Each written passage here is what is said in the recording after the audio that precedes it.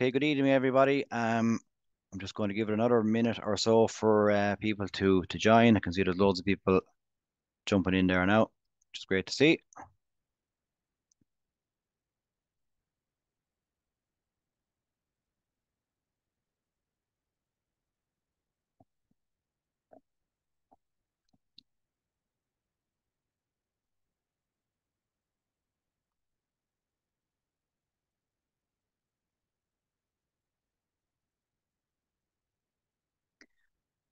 Okay, we have a good quorum there now after logging in, so we'll make a start. So look, good evening, everybody, and you're all very welcome to our webinar this evening, and thanks very much for taking the time to join us.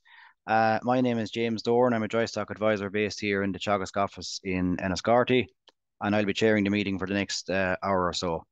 Look, I suppose the purpose of tonight's meeting is to help clarify some recent rule and regulation changes, predominantly obviously in the dry stock and tillage sector, and hopefully give a better understanding then of what's required in order to remain compliant in 2024.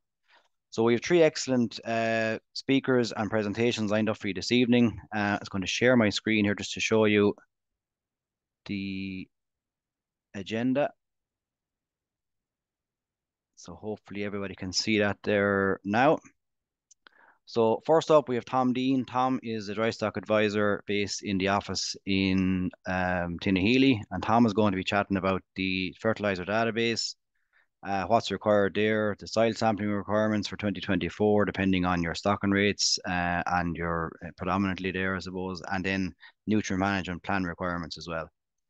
Our second presentation then will be from Jack Murphy. Jack is a dry stock advisor based in the Teagasc office in Johnstown Castle. That'll be about 20 past or so. Jack will be chatting about all the various dry stock schemes with an update there on the suckler scheme, SCEP, the acres scheme, sheep improvement scheme, etc. Also a bit about ag food and how useful your own personal online accounts are, and what you can get out of those, and then potential schemes. A quick look at what maybe might pop up this year as well for dry stock farmers. Eoin Lyons then at about 25 to 9 or that. Eoin is going to give a presentation. Eoin is a tillage advisor based in Tinnahealy. So he'll be talking all things tillage, all to do with crop diversification and rotation rules, post-harvest requirements, the buffer zones, and green cover requirements. And at the end then, I'll just summarise the three different presentations, a few of the key messages, and we'll have a QR code then as well to just maybe give little bit of feedback. It's always useful for us for things like this that we can get a bit of a steer from yourselves as to how to run these things a bit better and more efficiently maybe in future as well. We also have Lisa O'Toole, and we're very lucky to have Lisa O'Toole with us this evening. Lisa is our IT guru, so she's keeping the show running in the background. And Lisa will also be taking questions as well as we go through the webinar. So if at any stage, I'll just stop sharing here for a second. At any stage throughout the webinar, through any of the talks, there's a chat function at the bottom of your screen. So if people would like to pop in a question there into the Q&A, and Lisa will be keeping an eye on those. We'll take a couple of questions after each presentation, and then we'll take a number of questions at the end as well, if they're there and if we have time. So look, I think without further ado, we're already slightly behind time because of a few technical difficulties getting started. Tom, I might ask you to maybe share your screen and get going with your presentation, and the floor is yours. Okay, thanks, James. Can you hear me okay? Yeah, can hear you perfect.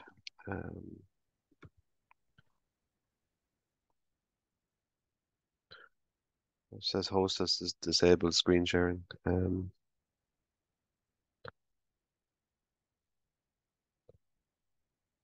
try it again now.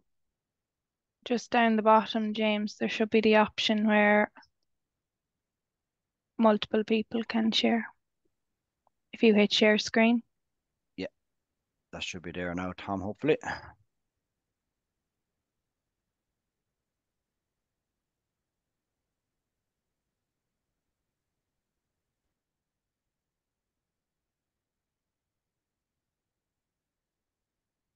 Yeah, I can see that there now, Tom.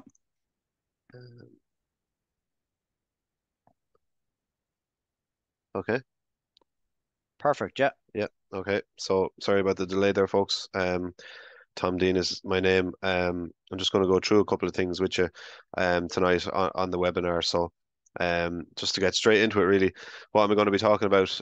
Just a bit on the fertilizer database. Just an update on that. It's a new thing that's just out. Some soil sampling requirements. So there's a couple of things farmers need to be aware of as regards their farms. I'll go through that.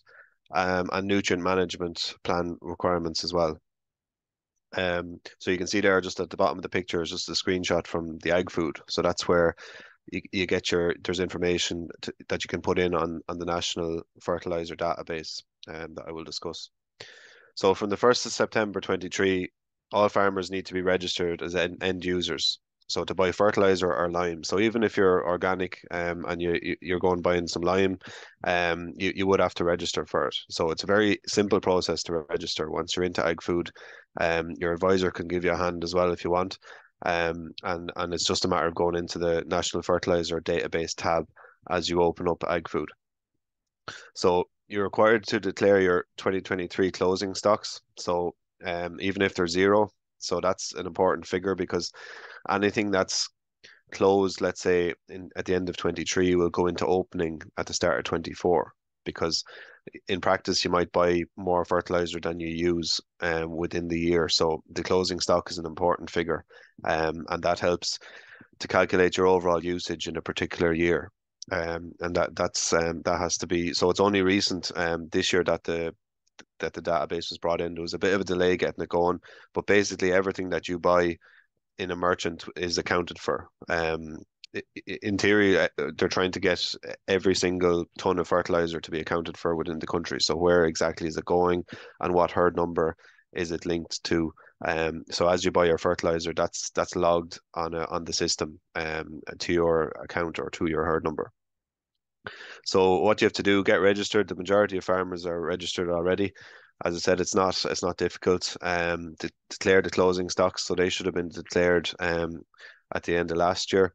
And then I suppose the key thing is know your chemical fertilizer allowances. And it's in terms of knowing your limits, I will go through it in a minute, but it does require a nutrient plan to be done on the farm to get an accurate idea because there are just so many variables there on a farm in terms of what allows what allowances you're allowed. So in terms of organic nitrogen, so I'm just going to describe a little bit on these figures here. So this is a screenshot from the ag food. You can see kind of midway down the screen the kilos of nitrogen and the land. So this is a particular farm. So there's a reasonable size holding 90 hectares. You can see there in the period, if you look to the right, of the 1st of January to the 31st of December 22, so that's the full year, there was 7,488 kilos of organic nitrogen, and then divided by the land, which was 90 hectares. The important figure here is the nitrogen per hectare, 83. So that farmer is well within the legal limit of 170, over which the derogation kicks in. So that one thing to note about that figure is it excludes sheep. So that's based on the AIMS Animal Identification Movement System. It excludes sheep. So this farmer here may have a lot of sheep, which would add to that figure. Now he actually doesn't, but if he did, you'd look at that figure and you think, grand, I'm well under, but the sheep could actually bring you over. So that's just one thing to be aware of. And also just being careful of the period you're looking from. So that on the right, it's the 1st of January 22 to the end of December. So it's the full year. Sometimes the figure you look at might be 3 months, 6 months, 9 months. And sometimes midway through a year, you'll have to figure out what your stocking rate will be by the end of the year to make certain decisions. So there's a couple of things not to get confused with, ideally, when you're just looking at the rules, okay? So the whole farm stocking rate, so that's all the organic nitrogen across all the land, so including tillage. So if you have tillage, when you spread your nitrates across the farm, with tillage, it'll actually bring the figure down. But the likes of the grassland stocking rate that I have at the bottom, that's just on grassland. So you could have a lot of tillage, but your grassland stocking rate is higher, and that's important when I go to the next couple of slides. So whole farm stocking rate versus grassland stocking rate.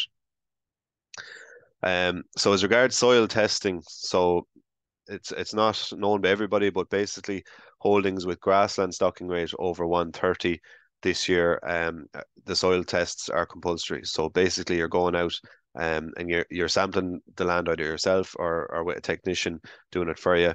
And that's for grassland stocking rates over 130. So I calculate or showed you how you can calculate your stocking rate, and of course you can get assistance from an advisor, but anybody over the 130 on the grassland stocking rate now, not whole farm, but grassland, they are compulsory. So also for all sown arable land. So any arable land that you have, you must have a valid in-date soil sample for it, or else you will find yourself with no allowance for phosphorus, which may become an issue in terms of your full year worth of fertilizer, that you will be buying too much because you're put down as index 4, no allowance, say on your barley or whatever, and that means your limits become very low in that year. Also for acres participants, you must make sure, if you're in the acre scheme, you must make sure that you have valid in-date soil samples for the scheme. So so what samples are valid now? Samples analysed since the 15th of September 20, they're valid for 2024. And as regards acres, if you've the required amount of hectares sampled, and the samples are dated after the 1st of January 22, they will suffice for acres. Okay. So when you're sampling, it's a maximum of 5 hectares, which is about 12 acres, and it's every 4 years. So they're seen as in date, valid samples, as regards doing your nutrient plan. And I usually encourage farmers to try and do the full farm at once. I just think it's easier for the farmer to follow the results, because if you have, say, 30% this year, 30% the next year, and the rest the following year, it does get quite complicated to follow. And the golden rule with a nutrient plan is everything straightforward and workable, and you just don't want unnecessary complications. Um, so, sorry, no.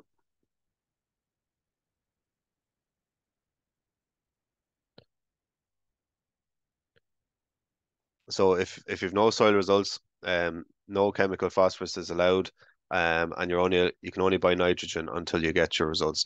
See, the indexes come back on the soil results, and they determine basically what's allowed to be spread. So for example, if something comes back at index 4, it means there's no need, or there's not going to be no response, and therefore no need for fertilizer. So what's of most concern is the phosphorus because of the environmental risk. K, less so. It's not in the quantities we use. It's not as much of a threat, but in terms of limits, phosphorus is one thing you have to be really careful of. If your grassland stocking rate is less than 130, you have a small allowance for phosphorus within the year. So you should take your samples as soon as possible. So over the winters is a good time because there's no interference with fertilizer or slurry or anything on the result that you get. Um, so a nutrient management plan. So that's kind of the only really accurate way of knowing what you can spread. And if the nutrients, if it's done right, like on a farm, the whole thing about nutrients and slurry and fertilizer, like you're feeding it according to crop demands, and you're spreading it at the right time in the right quantity. So a nutrient plan is something that we do in Teagasc to guide farmers in terms of what they can spread. So it gives your legal limits, and it gives recommendations what each crop should be getting. So if you take the likes of maize, will get an awful lot more than a grassland on a farm with a low stocking rate. So your stocking rate influences what you can spread, as does the crop type and even the yields. There's loads of variables there. So what information do we need for the nutrient plan? So details of the land, which we have ourselves anyway. A cropping plan. So basically, are you doing winter wheat? How many acres or hectares? And what's your expected yield? Your stock numbers, soil test results. So remember what I said. The lower the index is, the more allowance, and the higher, the less allowance. And it's all worked into the system. Total tons of concentrate fed on the farm for the previous year. So any of the concentrates that you bring in, they do reduce your allowance for bringing in phosphorus, because there's phosphorus already been brought in with them. Proof of additional yield for arable crops. So the yield of the crops is something that's factored in as well, and details of any chemical fertilizers in stock. So I was saying about the closing stock on ag food. Basically, if you close something at the end of last year, so you closed 5 ton of 18612, you open with that. So it wasn't spread last year, and we're carrying it into this year. Okay, and then it's it's factored into this year's calculations. So just an example of what you can get back. There's lots of useful information for the farmer on the nutrient plan. A liming plan can be done on it as well. What's recommended to spread in terms of tonnage of lime, to get the pH, the target pH that we see there on the screen, and when to apply it really. And you can see there on the bottom left the chemical that's recommended and then the maximum chemical allowed. So nitrogen and phosphorus is what you really just have to be careful that you don't buy too much. And it's easy happen, like if you're buying 10, 10, 20 or 18, 6, 12 in any reasonable quantity, they do actually, you can run over the limits very easily. So it's important to just keep an eye on that. So you can see an example on the bottom right for the planned fertilizers. So this is part of the nutrient plan that's done, and you can see urea and protected 10, 10, 20 and 18, 6, 12, just the advised quantities there that would keep you within the limits and suit the fields and the farm. Usually we try and keep the nutrient plans relatively simple if possible, because in practice you want it fairly straightforward. It might not be perfect, but we don't try to give people too many compounds because it's just in practice it's just hard to pull it off. So that's part of our role, just to try and make a plan that is going to work on farm. So what do you need to do? Check if you're registered for the fertilizer database, and declare your closing stocks for last year. So that should have been done already, and you can still do it if you haven't.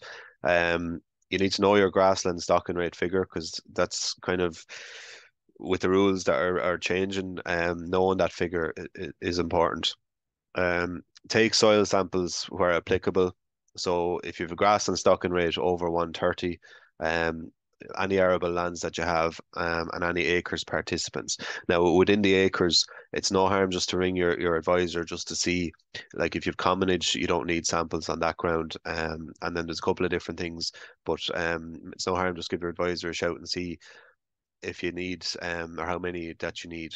But I would recommend, like regardless of stocking rate, I would recommend getting the soil sampled, because even if you don't ignore P and K, which you shouldn't, but even if you did, the likes of the lime requirement is very valuable for you. Because if you're going out and just spreading lime at, guessing the rate, you could be spreading it on land that doesn't need it, and it's a waste. So they're very good value for money, and I would encourage everyone to have them, just so you can see what way the farm is. Use the NMP to work out your allowances and optimize soil fertility and nutrient usage on your farm. So that's just a presentation. And thanks for listening. And I'm sure if there's any questions, Lisa might just let me know what they are. That's great. Thanks. Thanks, Tom. That's brilliant. Yeah, some really good messages there. For people who've joined the webinar later, well, just to point out the fact there is a Q&A function at the bottom of the screen. So if anybody wishes to ask a question of Tom or any of the other presenters as we're going through, feel free to do that. I might just go to Lisa there now and see is there one or two questions before we move on to our next presenter. Perfect. Thanks, James.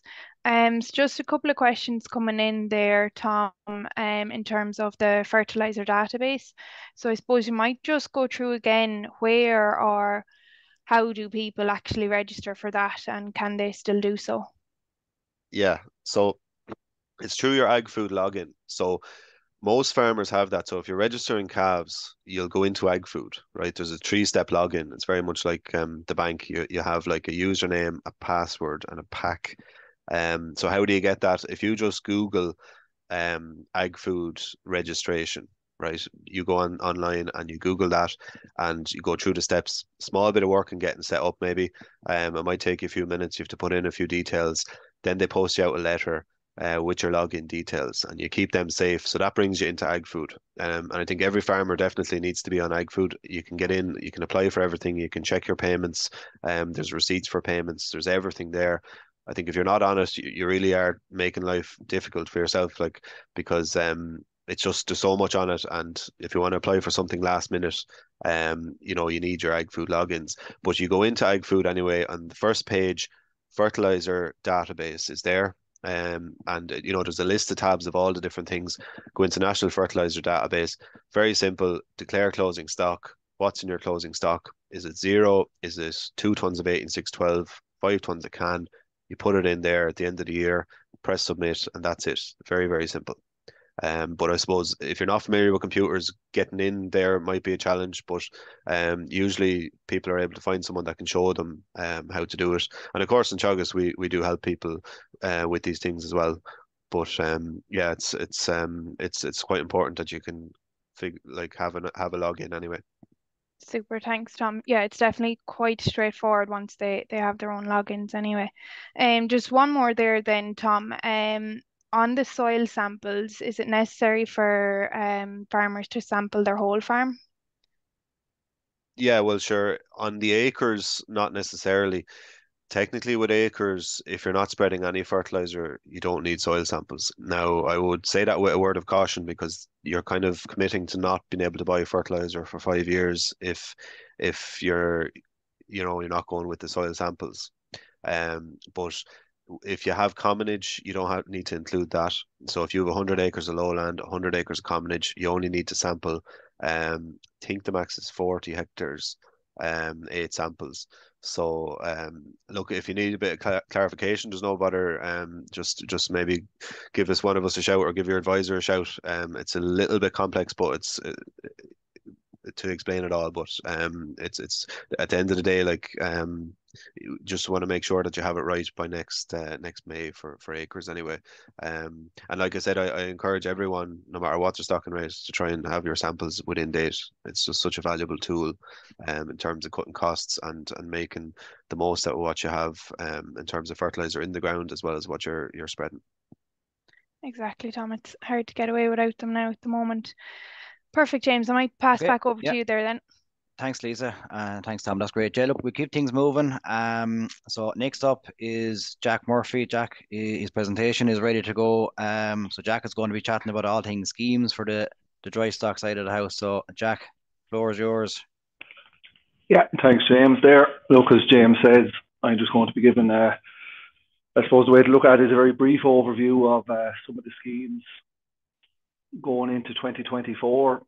Look, the one thing, as we all know, last year, both advisors and farmers, there did seem to be a lot of time spent up with schemes. And look, for a lot of people, they're a massively important part of their enterprise. And look, it's important just that, I suppose, just you're aware of what is there, what potentially might be there, maybe how not to miss out on it. And look, with all these schemes comes rules, and just to make sure that you're semi up to date on them, that you're not going to be caught potentially down in the future. Give me a second now, we're starting to. Oh God, we have lots of technical difficulties here. All right.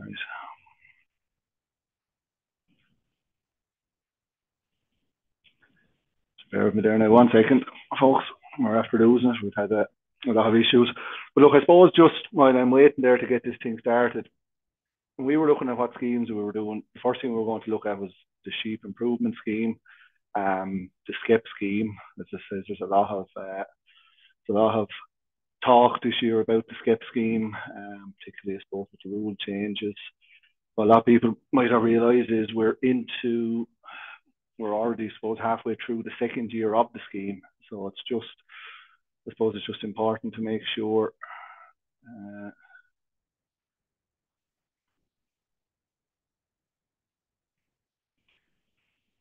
Yep, no, I think that's better now. So yeah, look, as I said there, we're just going to look and talk about the sheep improvement scheme, a little bit on the suckler carbon efficiency programme, brief overrun of acres, look at the other potential schemes in 2024 that might be there, and then just a small little bit there on questions at the end. So the first thing just talk about is the sheep improvement scheme. look, it was this time last year, we were all signing up to it. As we know, it was a 5-year scheme where you had to select 2 actions as well as purchasing your 4 and 5-star genotype ram. Sorry, Jack, now interrupting you there. Just that screen doesn't seem to be moving on there onto that sheep improvement scheme slide. Right, it's moving in on my end of it there. Apologies, James. Now you're right, yeah, that's better. Yep. Thanks, Jack. Yep, no bother, James. So yeah, look, I suppose the one thing was you have to choose your actions, and I suppose very important just to go back and have a look at what actions you might have chosen, like particularly one of them, like the scanning of the sheep. You know, as I said, to make sure that the dates are okay with the scanning, and I suppose following on from that, that you do have the O's divided up accordingly. Like the scanning is one part of it, but where the real money is coming from is actually having them batched for the supplementary feeding end of it. That's probably one of the most ones to be worried about going into the spring of the year. So the other thing too is just to be aware of what year you did choose to select your genotype ram. So a lot of farmers actually would have selected it in 2023. I suppose the big thing is if you did select it, that you do have evidence at the time of purchase that it was 4 or 5 stars.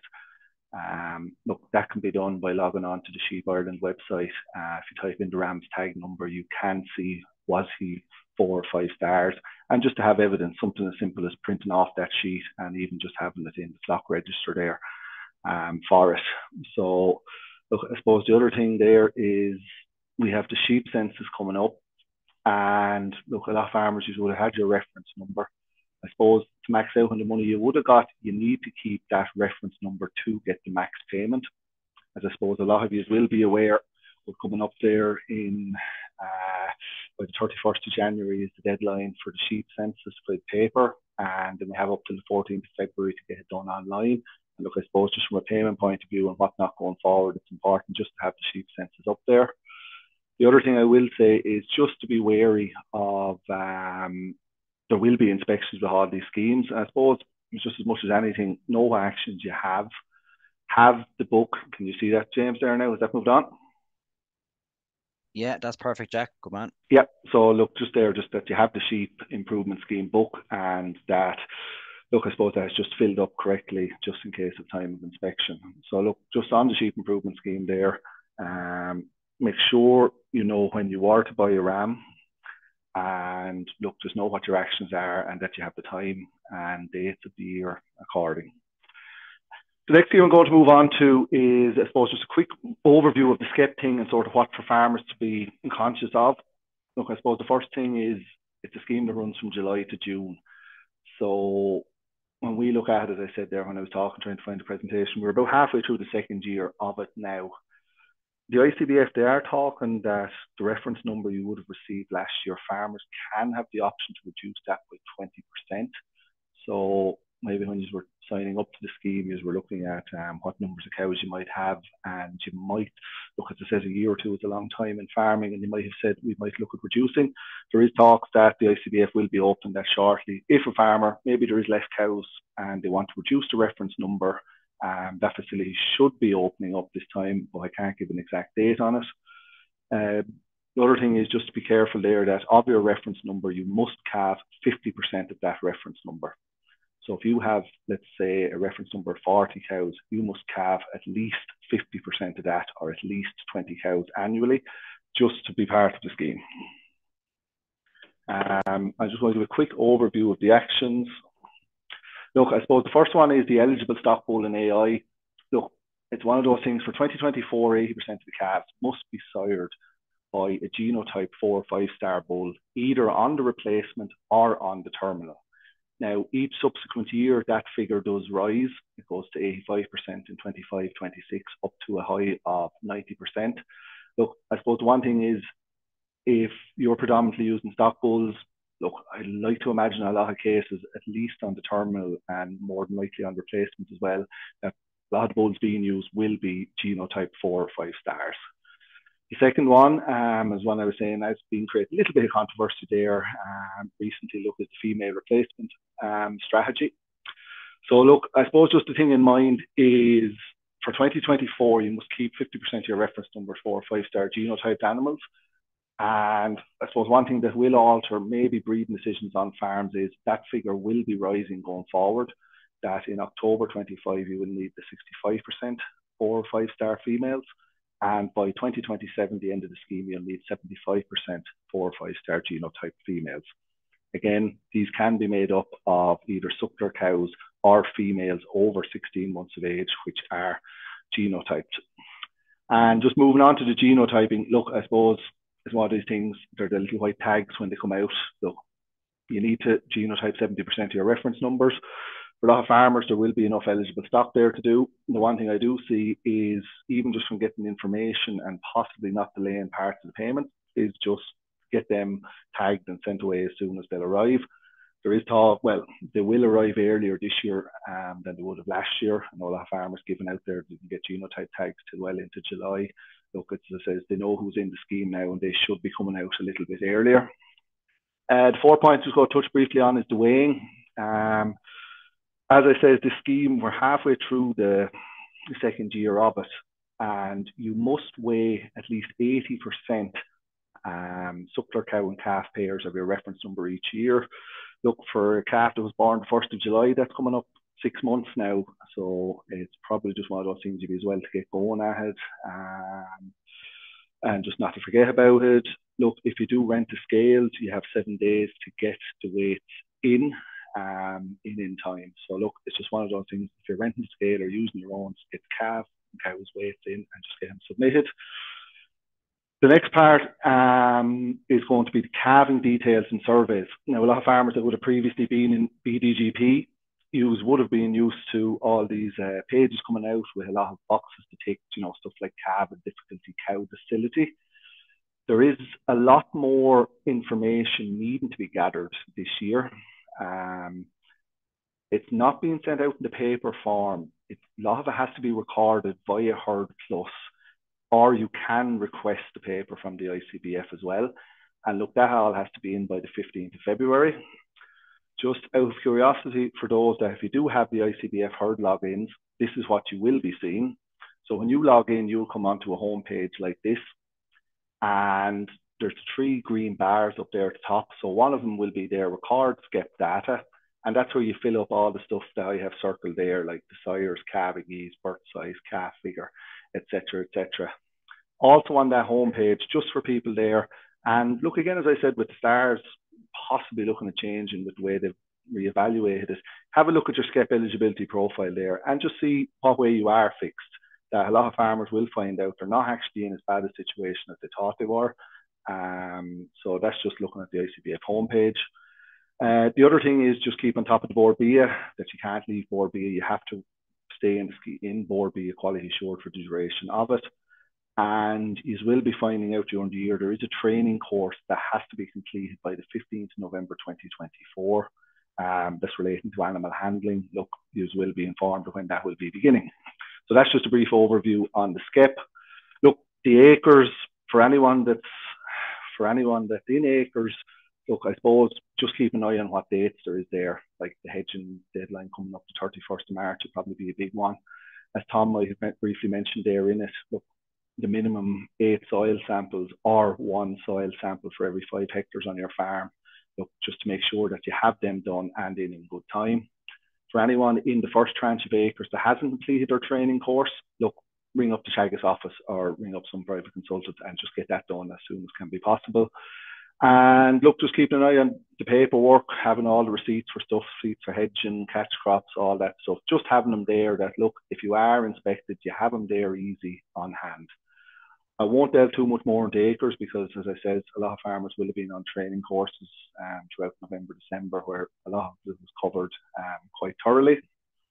And look, I just suppose the last page, I suppose it's looking at potential schemes for 2024. Like when I was talking there on the SCEP and I was talking on the sheep improvement scheme, it says they're guaranteed to be there for this year.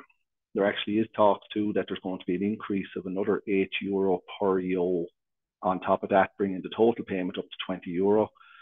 We're not privy to any information yet on what the potential actions might be, but look, it will be likely sometime during the spring of the year, announcement will be made on what it was. And look, as I said, whenever that information is made available, just contact the advisor and look at the National Beef Welfare Scheme. Funding from the budget has been guaranteed for that this year. We're not 100% sure on what the measures are, but it looks very likely it's going to be broadly similar to what it was last year, with the meal feeding and potentially the IBR blood testing. There's also going to be a National Beef Welfare Scheme, which I see notifications come on the phone there today. Apparently Mr. McConnell announced it. Looking at the National Beef Welfare Scheme, it's possibly looking at being a bit different this year, that they're actually going and looking at dairy farmers and maybe getting them to use better beef bulls on the dairy cows, to be honest. Like they're sort of looking at it a little bit more long than that if they can get the better bulls on the dairy herds, naturally it'll end up with hopefully a better calf. The National Genotyping Programme, for anyone that's in it, look, it is there. I suppose just make sure that when you're sending off the samples that it's the pink one goes for the genotyping. There will be 2 tissue samples for anyone that's in the genotyping programme. The lime scheme, I suppose we're still hanging around with the 2023 lime scheme there, that at the back end of the year, there was a lot of farmers would have purchased and got lime delivered and not actually spread it. So look, I suppose just the important thing is to know that you have to have that spread by the 31st of March as per the terms and conditions in the back end of the year. Again, there's no guarantee of that being opened in 2024, but that's not to say it won't be. It's again, keep the ears to the ground. The fodder support scheme, look, there was that there in 2022 and 2023. Looks probably unlikely it's going to be there.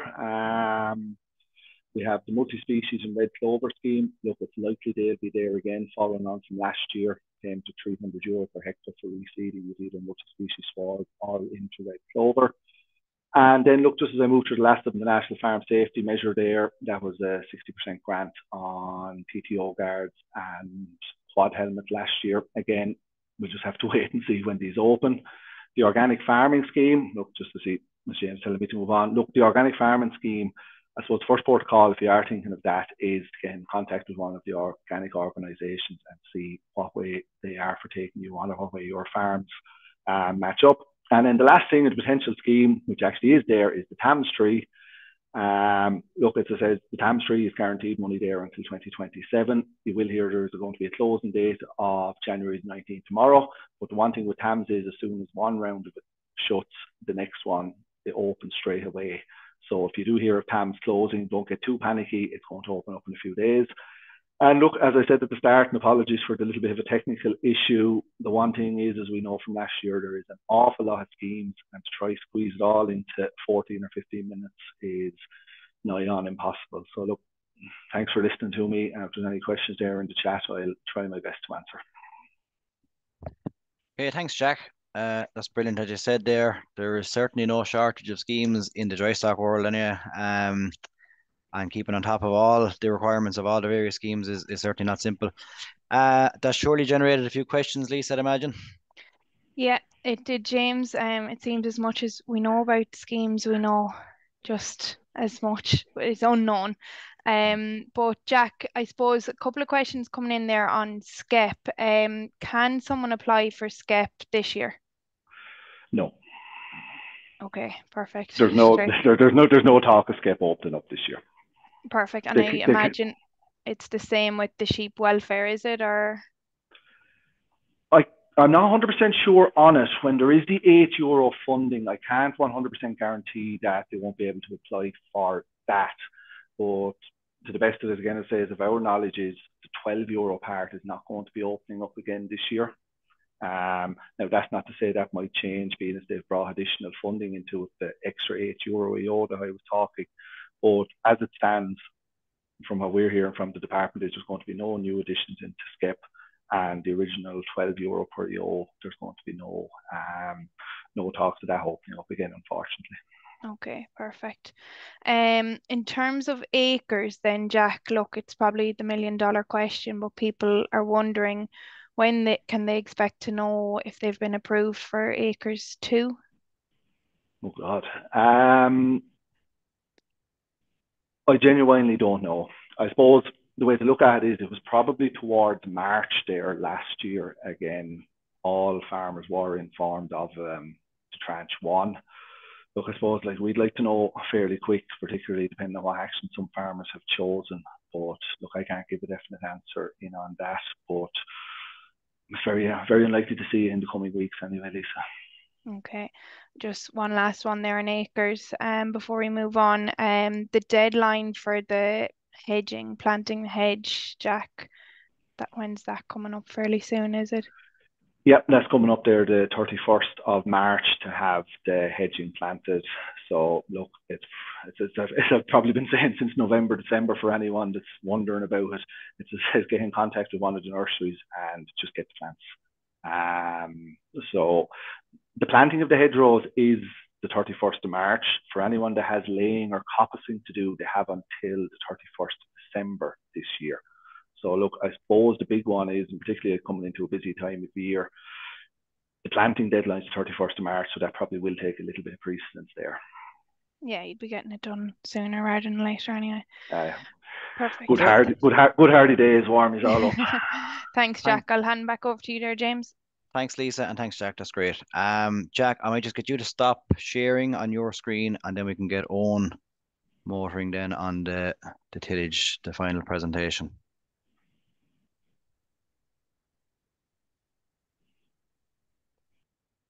Yeah, we can see that there now on, so you're good to go. No, can you hear me there, James? Yeah, I can hear you there. Yeah, I can see the presentation as well. So yeah, so look, as James said, Eoin Lyons is my name, and I'm the tillage advisor based in Teagasc and Tinnahealy. So basically, look, I'm going to give a quick run through of what we can expect, I suppose, from a tillage viewpoint and what regulations are coming. Now, a lot of what I have present, I suppose, this evening, the regulations that have been there in 2023. But it's no harm, I suppose, just to recap on what we can expect going forward into 24. Okay. So I suppose the first one is the crop diversification, and this won't be come as any major surprise to anyone. It's been around now a while, but it was relaxed last year because of the conflict in Ukraine and I suppose issues with getting inputs for crops.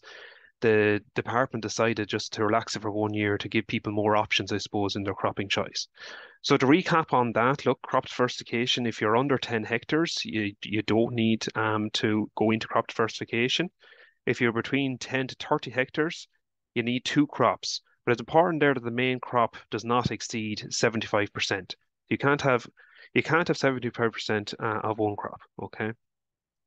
If we're over 30 hectares, then you need 3 crops.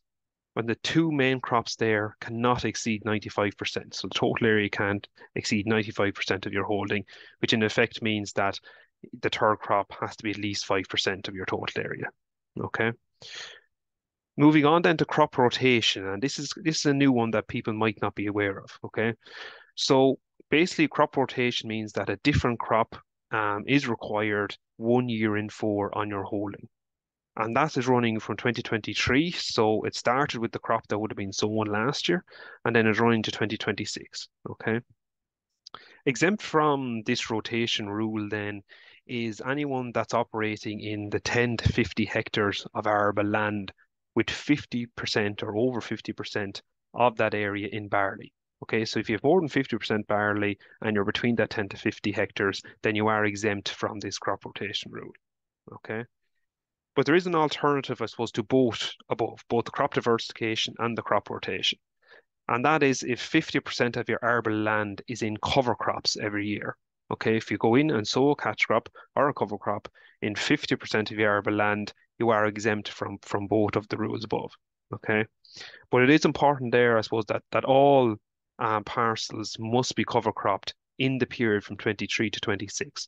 So you can't just pick, I suppose, the one field on your farm and stay continuously cover crop in that field. You do have to spread it around your whole farm to ensure that between the year 23 and 26, every field on your holding has got a cover crop. And important there for anyone that's in acres cover crops do not qualify, okay, for this. So, with some people there, especially maybe people with a lot of spring crops, they might have put in a good portion of their holding, maybe over 50% into acres. And, that will be ruled out. So it has to be non-acres cover crops that apply. Okay. So look, we'll move on then to what post-harvest works must I do for 24, okay? And the main one there will be the shallow cultivation rules. And this rule has been in for the past 2 harvests, so were probably aware, but we'll just run through a quick recap on it, okay? So shallow cultivation, okay, be that by shallow disking or shallow grubbing, so it has to happen within 10 days of baling of your crop, within 10 days of harvest, if chopped, and if it's chopped through the SIM scheme, the strong cooperation measure, it has to be cultivated in, has to be dissed in anyway, okay? But in all cases, it has to be done within 14 days of harvest. So 2 weeks after the combine leaves the field, you have to have that cultivation done, okay? But again, there are certain things that certain scenarios where you don't have to do this cultivation rule. The first one be their rolling. Rolling instead of cultivation is permitted after oilseed rape or where certain grass weed infestations can be proven to be in the field. I suppose the reason for that is that we know from research that oilseed rape volunteers and also certain grass weeds, they actually need to be left on top of the surface of the soil in order for them to germinate. Okay, so if we went in and dissed in them situations, we'd actually bury that seed underneath the soil. It wouldn't be able to germinate, and then it might cause a problem then when we come in to plough for our next crop or cultivate for our next crop, and we might just be causing a greater problem than leaving them on top of the ground. It also does apply then to late harvested crops, so be that beet, maize, potatoes. And it doesn't apply then to combinable crops that are harvested after the 15th of September, which look in most years will be your beans. Okay. And it's also not required on lands that are destined for winter cereals. Okay, so when this rule came in at first, it was a requirement that all winter cereal land, so land that was harvested, that was going back into, be it winter barley, wheat, oats, or whatever, would have to be cultivated as well. But that since has been taken out of the requirements. An important addition, I suppose, from the original document on that was that 20 to 25% of your cereal area must be left intact until February 1st. Okay, so 20 to 25% of your area must be left uncultivated. Okay, and the reason for that was from a ground nesting birds point of view, that they would prefer to nest in uncultivated stubbles, and that's so it's to, I suppose, to help biodiversity that are in fields. That's the main role of leaving that 20 to 25% uncultivated. Move on then to buffer zones and what's needed for 24.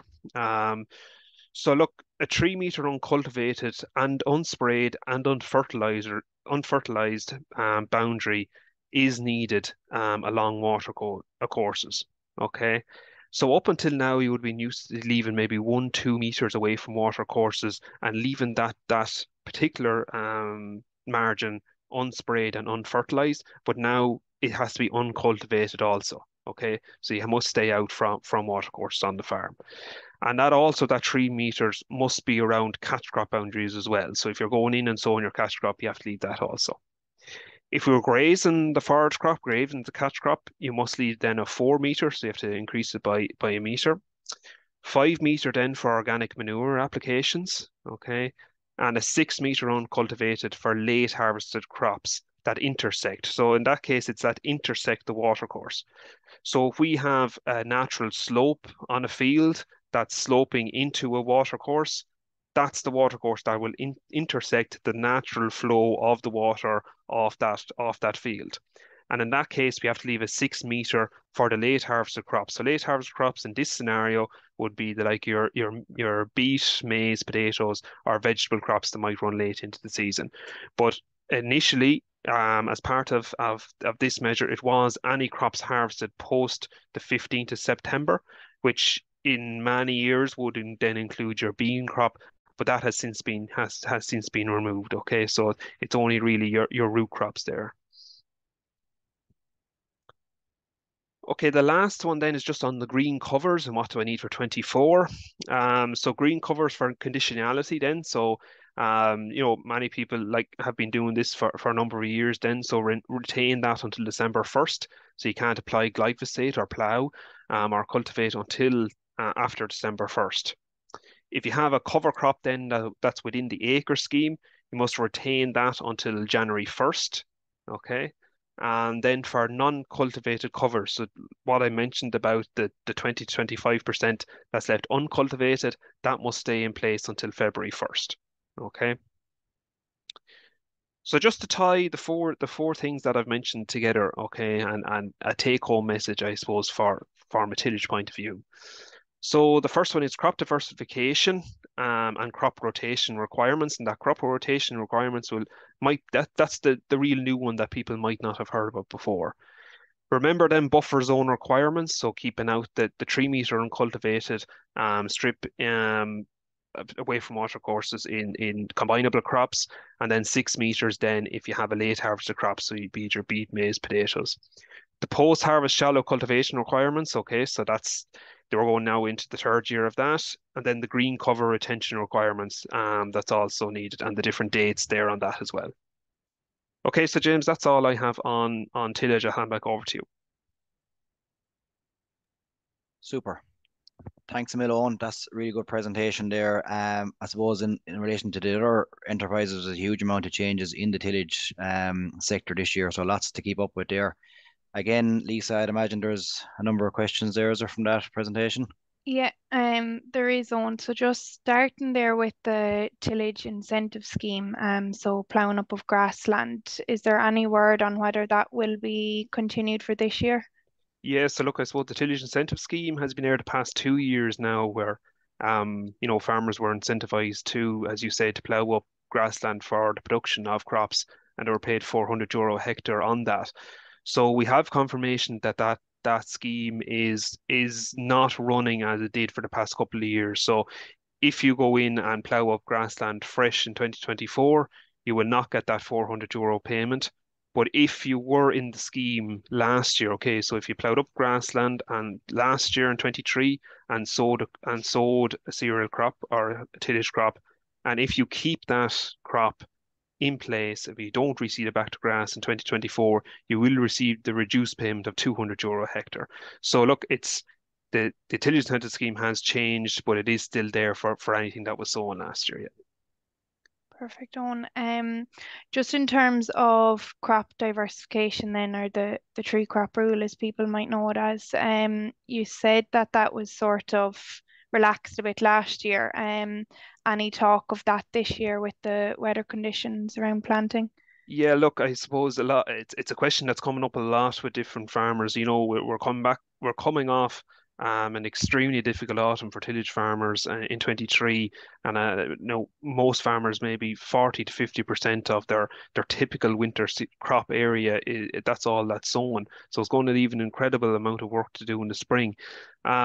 Now, we would have thought that maybe the tree crop rule would have been relaxed on the back of that, but we have got confirmation from the Department of Agriculture as only this week to say that they have no intention at the moment of relaxing the tree crop rule, so it will be in place.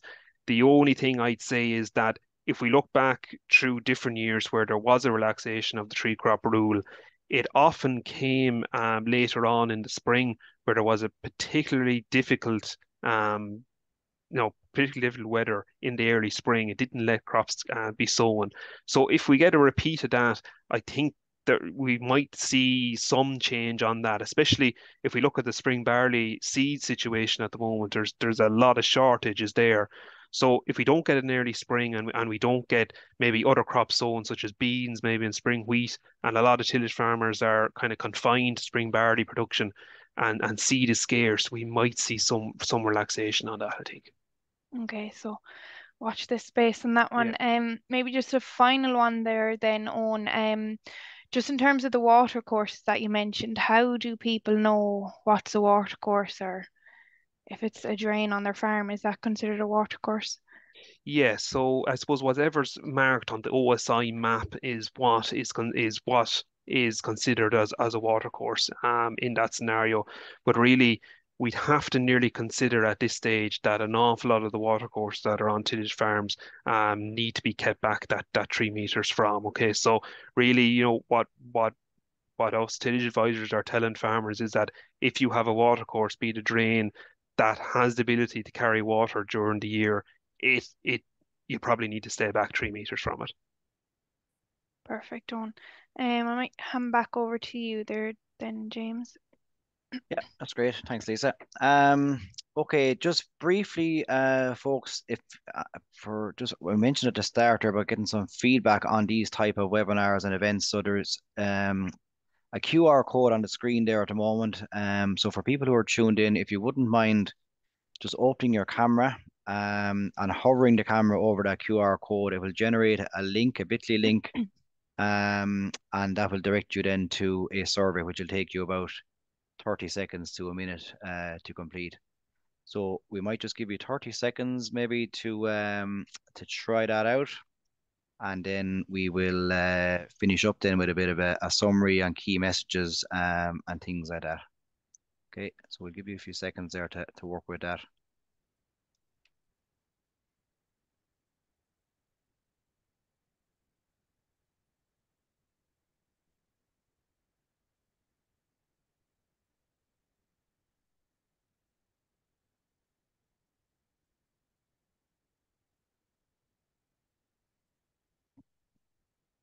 Okay, so look, we're just about on time.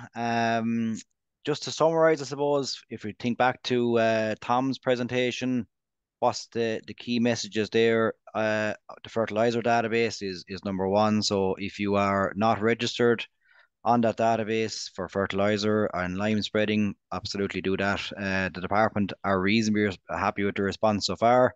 But there is still farmers outstanding on that list. So get yourself registered if you're not there and declare your closing stock. Take soil samples in the main. Most people are going to require soil samples this year. And that goes without saying for people who are stocked with as Tom explained, with a grassland stock rate over 130, people who have tillage fields or people who are in acres. And then to decide what your fertiliser limit is, obviously get your nutrient management plan completed with your local advisor. From Jack's presentation, which was mainly scheme based, some really important schemes there. They always are from a dry stock point of view. So SCEP obviously continue to comply with the scheme requirements. Particularly in 2024, watch your bull. Make sure that he is continuing to retain his 4 or 5 star status. And if you're using AI, make sure that is the same as well. Surveys, any outstanding surveys have to be completed before the 15th of February this year. And then there's a training course which we'll be sending out word about or informing people about to be done before November this year as well. Again, key messages from Jack's presentations there with acres is valid soil samples to be taken and uploaded before the 15th of May this year. And then consider registering for your own ag food account. Really useful for monitoring scheme payments, for applying for various different schemes. A lot of people using it for herd registers and stuff as well. Brilliant facility for people who want. And if people need help setting that up, contact your local advisor. Only happy to help. And then the last one, lots of changes on the tillage side of the house this year. Owen gave a really good presentation there. And the key one, I suppose, that we're stuck with at the moment is that 2 or 3 crop rule / crop diversification, as it's termed. So, what does that mean for you this year? Do you need to get back thinking about your 2 or 3 crops and what kind of crops are you going to look at incorporating into your rotations there this year? Be aware of the various buffer zone requirements relevant to what fields or what crop you're establishing. Post harvest then as well, make sure you have enough area shallow cultivated and do that within the relevant time frame. And then your green cover retention, really important as well. So look, there are the key messages, I suppose. There's an awful lot of stuff there, as always.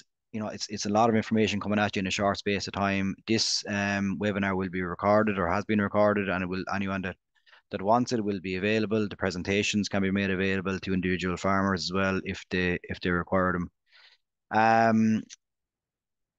Thank yous, I suppose, at this stage. A big thank you to Lisa in particular, because at a minute or 2 minutes to 8, we weren't sure whether this thing was going to get off the ground at all. For the IT support and for fielding the questions there as well. Big thanks, obviously, to Tom, to Owen and to Jack for their presentations and their participation. And a big thank you to everyone who tuned in tonight as well. So we had a great crowd on there and a consistent crowd all the way through. So really appreciate that. Hopefully you've given back your feedback with the QR code. And that's pretty much it. So look, we'll say thank you very much for your participation and for tuning in. Farm well and farm safely. Thank you.